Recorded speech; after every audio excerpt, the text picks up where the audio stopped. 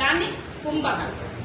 తీసుకున్న గాలిని మళ్ళీ బయటకు వదలడం, దాన్ని రేచకం. వదిలాక మళ్ళీ కొద్దిసేపు ఏం చేయాలి? గాలి తీసుకోకుండా ఉండాలి. అప్పుడే దాన్ని ఏమంటాం? శూన్యక లేదా బాహ్య కుంభకం.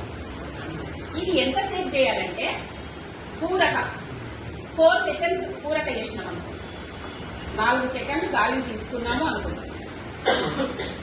2 సెకండ్స్ గాలిని కుంభకంలో ఉంచాలి. 2 సెకండ్స్ గాలిని కుంభకంలో ఉంచాలి. తర్వాత 4 సెకండ్స్ తీసుకున్నాం కదా, తీసుకున్న దానికన్నా ఎక్కువగా గాలి బయటకు వదలాలి. ఎందుకంటే మన లోపల ఆల్రెడీ ఎయిర్, ఆ ఎయిర్ దాంతో పాటు మనం తీసుకున్న దాంతో బయటకు పంపాల్సి వస్తుంది. కాబట్టి 4 తీసుకుంటే 5 లో బయటకు పంపాలి.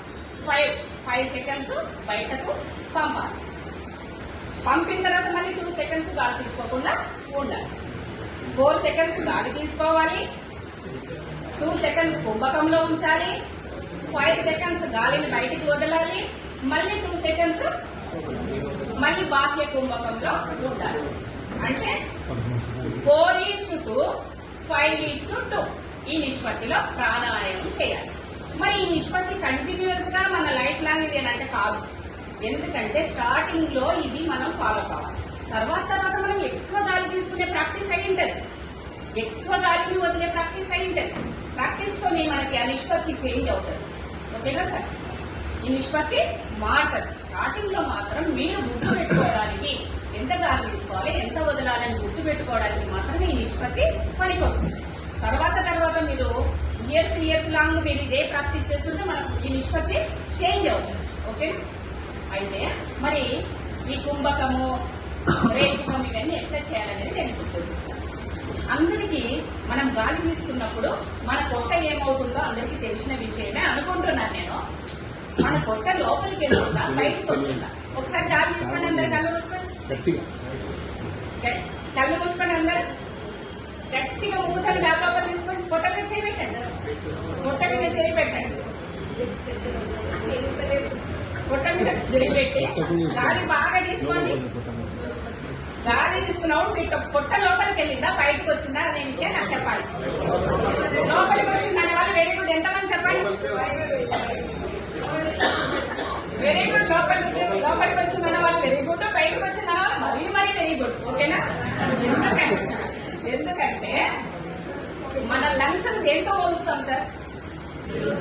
బెలూన్స్ తో పోలుస్తాం. మరి ఇక్కడ గాలిని నింపుతున్నాం. మరి మన బెలూన్స్ ఉప్పి పొట్ట ముందుకు రావాలా, లోపలికి వెళ్ళాలా? పొట్ట ముందుకు రావాలి కదా. మరి చాలా మంది ఇక్కడ మనం పొరపాటు చేస్తున్నాము. మన గాలిని సఫిషియెంట్ తీసుకోవడానికి ప్రాక్టీస్ చేయడం లేదు. పొట్ట లోపలికి వెళ్తుంది అంటే మనకు కావాల్సినంత గాలిని మనం తీసుకోవడం లేదు అని అర్థమైందా సార్? మన లంగ్స్ కి నింపితే గాలి మన పొట్ట ముందుకు రావాలి. మన లంగ్స్ నింపడం వల్ల డయాఫ్రామ్ ఉంటుంది కదా, ఇక్కడ డయాఫ్రామ్ పొట్ట ముందుకు తోస్తుంది అన్నాడు. లంగ్స్ కింద డయాఫ్రామ్ ఉంటుంది కదా, అది పొట్టను ముందుకు తోస్తుంది అన్నాడు. అప్పుడు మన పొట్ట ముందుకు వస్తుంది. గాలికి పొట్టకి ఏం సంబంధం అంటే ఇది మెయిన్. లంగ్స్ నిండినప్పుడు బెలూన్స్ లాగా లంగ్స్ నిండుతుంది. మనం గాలి లోపలికి తీసుకున్నప్పుడు ఆ బెలూన్స్ మరి ఉప్పడం వల్ల డయాఫ్రామ్ ఏం చేస్తుంది? పొట్టను ముందుకు తోస్తుంది అన్నాడు. కాబట్టి మన పొట్ట ముందుకు వస్తుంది. మరి గాలిని వదిలినప్పుడు ఏం కావాలి? పొట్ట లోపలికి వెళ్ళాలి. బెలూన్ లో గాలి తీస్తే ఏమైతుంది? దగ్గరికి అవుతుందా కదా? అలాగే మన పొట్ట కూడా లోపలికి వెళ్తుంది. ప్రాణాయామం చేసినప్పుడు ముద్ర పెట్టుకుంటాం.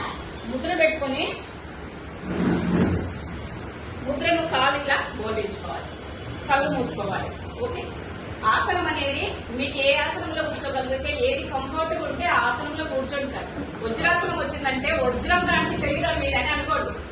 వజ్రాసనం రాలేదనుకో, నెమ్మదిగా ప్రయత్నంలో వస్తుంది. తర్వాత సుఖాసనం, తర్వాత కింద కూర్చోలేని వాళ్ళు చైర్ మీద కూర్చొని కూడా ప్రాణాయామం చేసుకోవచ్చు. ముద్రని ఇలా పెట్టుకోవాలి. ముద్రని ఇలా పెట్టుకొని నెమ్మదిగా గాలిని తీసుకోవాలి. నెమ్మదిగా గాలి తీసుకున్నప్పుడు ఎన్ని సెకండ్లు అనుకున్నాం మనం? గాలి 4 సెకండ్లు. అంటే మనం లెక్క ఎట్లా పెట్టుకోవాలంటే ఊరికే మనము 1 2 3 4 అని లోపల మీరు అనుకున్నా సరిపోతుంది. మీ లోపల 1 2 3 4 5 అన్నది నెమ్మదిగా లోపల. బయటికంటే మనకు గాలి తీసుకోవడం రాదు, మాట్లాడకుండా లోపలే కౌంటింగ్. ఓకే? మళ్ళీ 2 సెకండ్స్ అలాగే గాలి పెట్టుకోవాలి. నేను చేస్తున్నా చూడండి అందరు.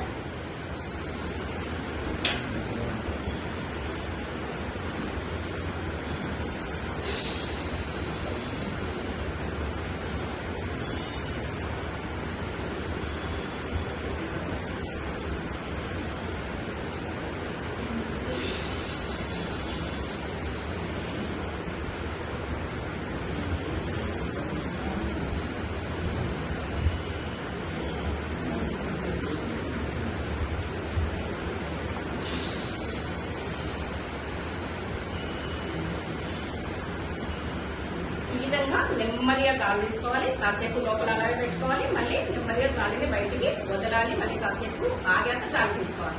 ఇది మనకు తెలుస్తుంటది. మనకి ఇప్పుడు మీకు అర్థం కాకుండా నేను ఎంతసేపు తీసుకుంటున్నా ఎంతసేపు వదులుతున్నా అర్థం కాదు. ఇది ప్రాక్టికల్ గా చేసిన వాళ్ళకి అర్థమవుతుంది. ఇది నిష్పత్తి మాత్రం మీరు గుర్తుపెట్టుకోండి.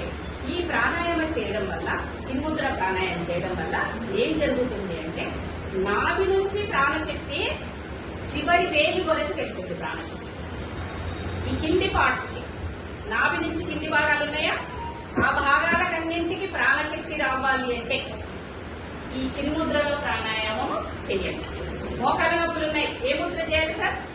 చిన్ముద్ర చేయాలి. ఆ మడిమ నొప్పులు వస్తున్నాయి, చిన్ముద్ర చేయండి. కాళ్ళకి సంబంధించిన ఏ ప్రాబ్లం ఉన్నా, వెరికోస్ వెయిన్స్ ఉంటది, ఈ ముద్ర చేయండి. ఎడమ కాలుకు వస్తే ఎడమ ముద్ర పెట్టుకొని చేయండి, గోలించుకోండి. ఎడమ కాలుకు పెయిన్ ఉందనుకోండి, ఏం చేయాలి? ఇది ఇట్లాగే నార్మల్ గా పెట్టుకోండి, ఇది ఒక్క ముద్ర పెట్టుకోండి. ఎందుకంటే ఈ కాలుకు ప్రాబ్లం ఉంది కదా, ఇది సాల్వ్ చేసుకోవాలి కదా. ఎక్కువ సార్లు ప్రాణాయామం చేయండి, రోజు చేసిన దానికన్నా ఎక్కువ సార్లు ప్రాణాయామం చేయండి. నెక్స్ట్ ముద్ర, ఏ ముద్ర నెక్స్ట్? చిన్మయ ముద్ర.